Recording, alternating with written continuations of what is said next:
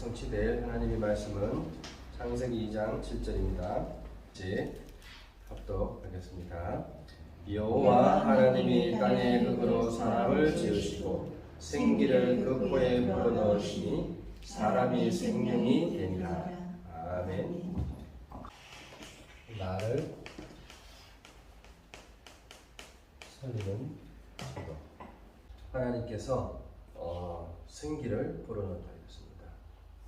먼저 우리가 서론에서 5가지를 기억하라고 했습니다. 첫 번째가 복음. 도대체 이 복음이 무엇입니까? 이 복음을 몰라가지고 대부분 사람들이 결국에는 이 복음을 놓치고 이 복음이 아닌 다른 것으로 채워졌기 때문에 무너지는 것입니다. 그래서 대부분 복음을 모르기 때문에 진짜 복음을 알면은 역사는 바로 일어난다고 했습니다. 그 복음이 뭡니까? 이 복음은 말 그대로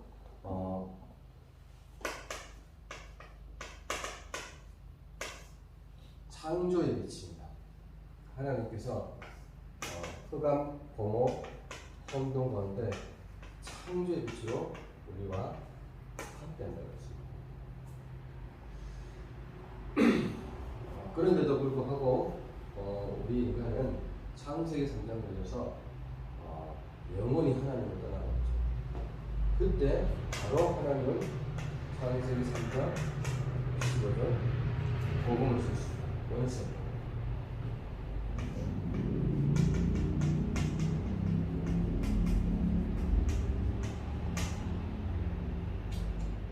그래서 이 복음을 붙잡는 자는 반드시 살게 되어 있습니다. 그게 성경입니다. 하나님의 말씀입니다.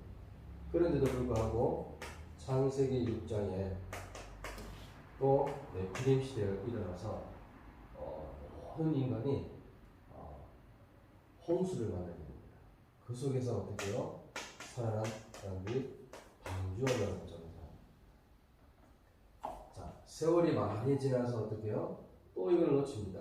그래서 어떻게 해요? 400년 만에 또 회복되는 것이 복음입니다. 이것이 피언약이죠. 이게 복음입니다.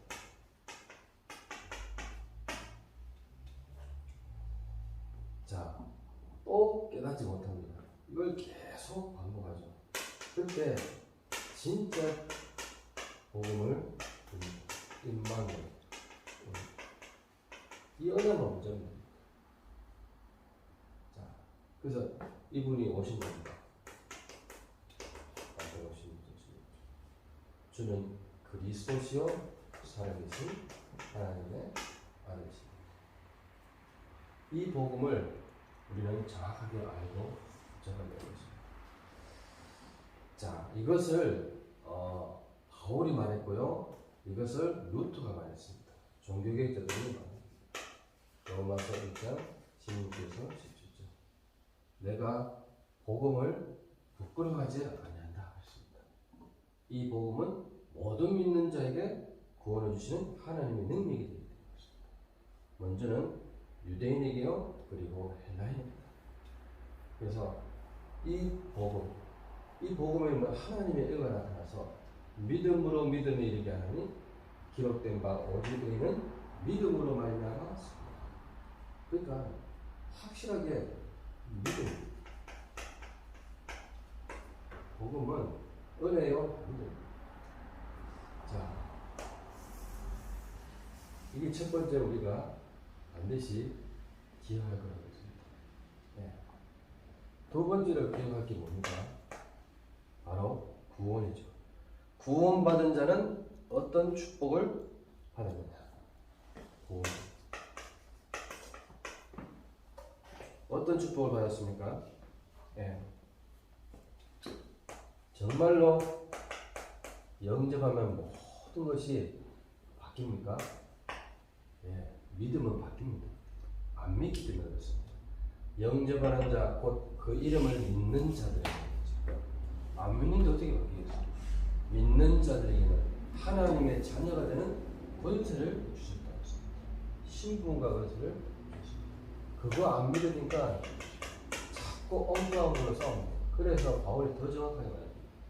너희는 너희가 하나님의 성전인 것과 하나님의 성령이 너희 안에 거하시는 것을 알지 못합니다. 여기에 하나님의 능력이 나타나는 겁니다. 오직 성령이 너희에게 임하시면 너희가 권능받고 땅끝까지 증인될 것이다. 멸망받을 수밖에 없는 나는 죽었고 내 안에 그리스도께서 사신 것이다. 자, 이것이 바로 구원입니다. 많이 있겠지만 짧게 얘기하지만 이것이 구원받은 자의 축복입니다.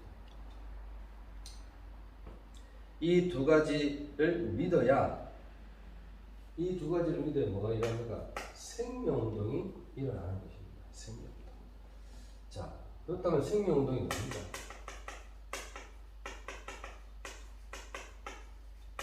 생명운동.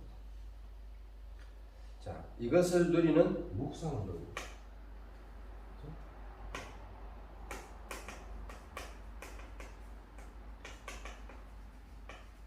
그리고 뭐냐? 묵상이 되면 반드시 치유가 되고, 그리고 치유가 되면 반드시 서밋이 돼요.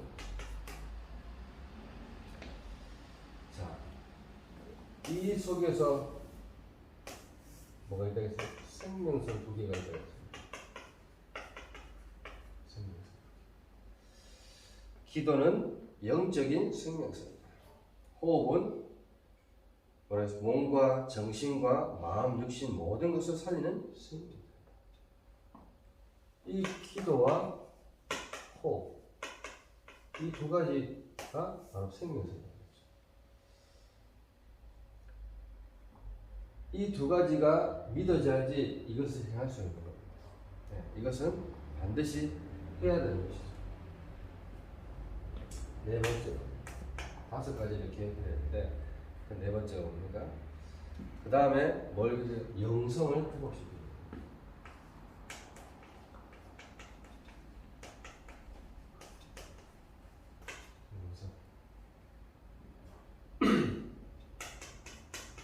신비는 좋은 거죠. 하지만 신비주의가 거의 다 있습니다.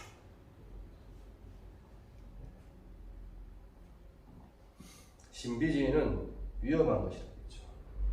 이 신비가 복음의 깊이 없이 자꾸 이런 체험하게 되면 어떻게요? 문제가 오는 것입니다. 그렇죠? 위험한 거죠. 자, 그리고 복음이 아닌 종교 활동이 무서워. 거의 다 종교 활동입니다. 반드시 어느 날 먼저 오게 됩니다. 그리고 초능 마찬가지입니다. 더 위에 여기서 빠져나오도록 도와주는 것이 뭡니까? 바로 영성입니다. 오직을 발견할 수 있다. 사도행전 1장 1절, 3절, 8절. 오직 그리스도, 오직 하나님의 나라, 오직 성령 주. 이 속에서 빠져나와야 될 겁니다. 그제서야 어떻게요? 다섯 번째, 증인으로 우리가 살아갈 수 있습니다. 먼저 누구에게요? 나에게 증거가 있어야지 증인이 될 수 있습니다. 나에게 증거가 없으면 안 되죠. 그러니까 또 뭐라 했습니까? 이것이 현장의 증거가 되는 겁니다. 나에게 증거가 없는데 어떻게 현장의 증거가 되겠습니까? 왜 12사도와 70 제자를 세웠는지, 그리고 3천 제자가 일어났는지 알아야 되는 것입니다. 그렇죠? 네, 나에게 증거됐다는 것이 뭐겠습니까? 네, 그래야지 현장이 증거된다니까요. 정말로 내가 구원받을 수 있는 조건을 갖고 있습니까? 맞죠? 우리는 구원받을 수 있는 조건이 없습니다. 전적 타락이기 때문에. 그래서 하나님의 은혜가 있는 그 누구도 하나님의 은혜 받지 않으면 구원받을 수 없습니다. 내 아무리 잘난 행위로 구원받을 수 없습니다. 과연 그게 구원이겠습니까? 네. 내가 잘하는 것만큼 그거만큼 구원 못 받는 겁니다. 한마디로 말하면 절대로 우리가요 하나님 없으면 절대로 일치로 살아갈 수 없습니다. 그걸 인정하고 받아들여야 됩니다. 아셨죠? 자, 그래서 본론적으로 무엇을 어떻게 살려야 합니까? 어떻게 살립니까? 성삼위 하나님이 눈에 보이지 않게 나와 함께 하신다. 눈에 보이지 않게 함께 하신다. 성삼위. 자, 이 임재는 어떻게요? 하나님께서 약속하신 겁니다. 네. 그러니까 성삼위 하나님께서 눈에 보이지 않게 나와 이 임재는 바로 미리 이미 주셨습니다. 창세기 1장 26절 우리의 형상대로 만들었습니다. 우리가 우리의 형상. 그리고 뭐요? 이런 말들이 다 소개되는 겁니다. 성삼위 하나님. 그렇죠? 자, 뭐 여기는 기록 안 되어 있지만은 진짜로 어떻게 되어 있습니까? 하나님께서 이 일을 누가 행했느냐 하죠. 누가 이루었느냐. 누가 처음부터 이 만대를 불러내었느냐. 나 여호와라고 했습니다. 처음에도 내가 있었다. 나중에도 내가 있을 것이다. 누굴 얘기합니까? 예수 그리스도. 맞죠? 언제 얘기했습니까? 구약에 얘기했어요. 구약에서 그런 얘기를 했다. 신약에서 얘기한 게 아니고 구약에서 얘기했어요. 그러니까 이사야 41장 40.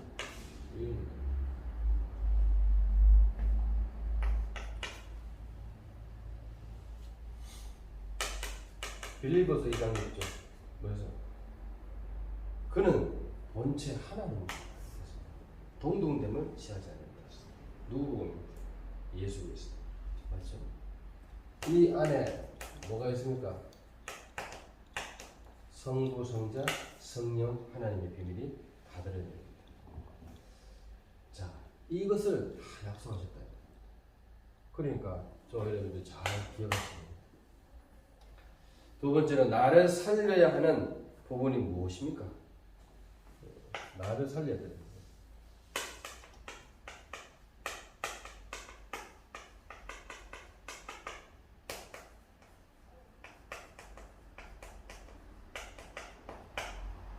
뭡니까? 어떤 부분을 살려야 되는 겁니까? 창세기 1장 27절. 그렇죠? 나의 생명. 그리고 창세기 2장 7절. 나의 영혼. 그러면서 어떻게 해요? 나의 삶 속에 에덴의 축복. 나의 삶 속에 에덴의 축복을 살려야 됩니다. 자, 어디서요? 기도 속에서. 요한복음 20장 22절. 성령을 받아가겠습니다. 자, 그 증거가 바로 사도행전 1장 1절, 3절, 8절, 14절 가지고 말씀드립니다. 자, 그 도구는 무엇입니까? 방법. 나를 살리는 도구. 나를 살리는 도구. 그 방법은 무엇입니까? 말씀. 이 말씀은 곧 하나님이시다.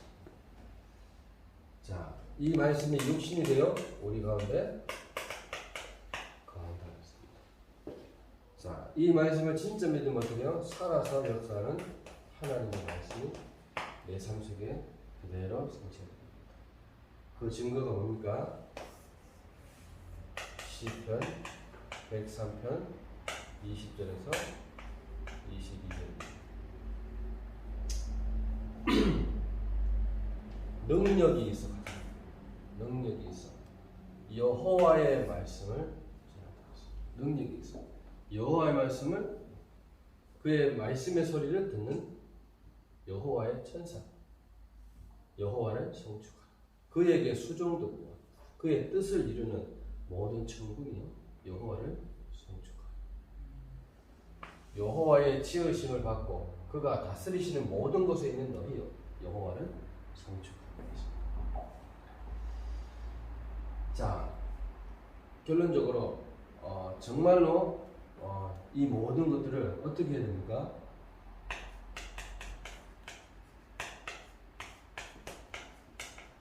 각인들.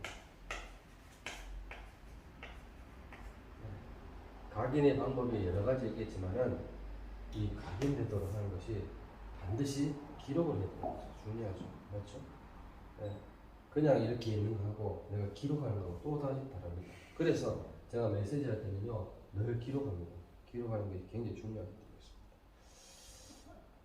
있습니다. 짧은 단어로 정리하라고 했죠.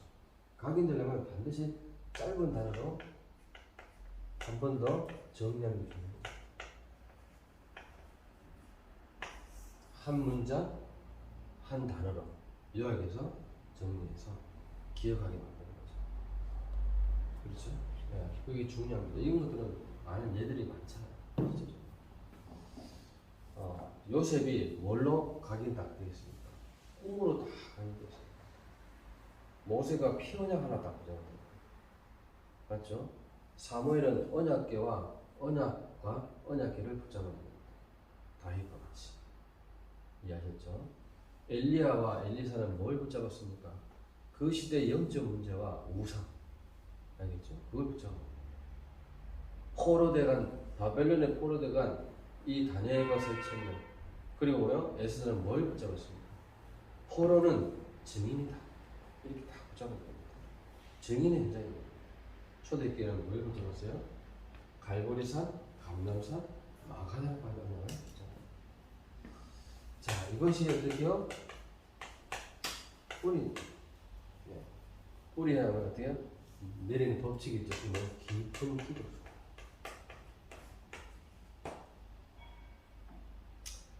네.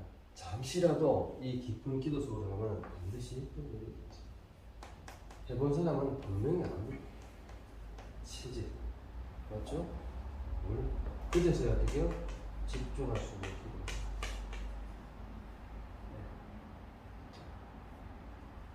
이것을 반드시 믿으면 뭐 한다고요? 치유, 서밋 운동이 일어납니다. 어디를 향해서요?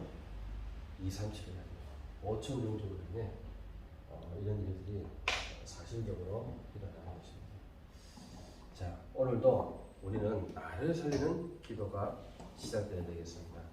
다른 것을 놓고 기도하는 것이 아니라 내가 정말로 복음으로 내가 살아나가고 또 정말로 구원받았으면 그 구원이 생명운동으로 이어집니다. 그래서 내가 오랫동안 잘못 각인된 것들이 영성회복을 통해서 반드시 회복되게 되겠습니다.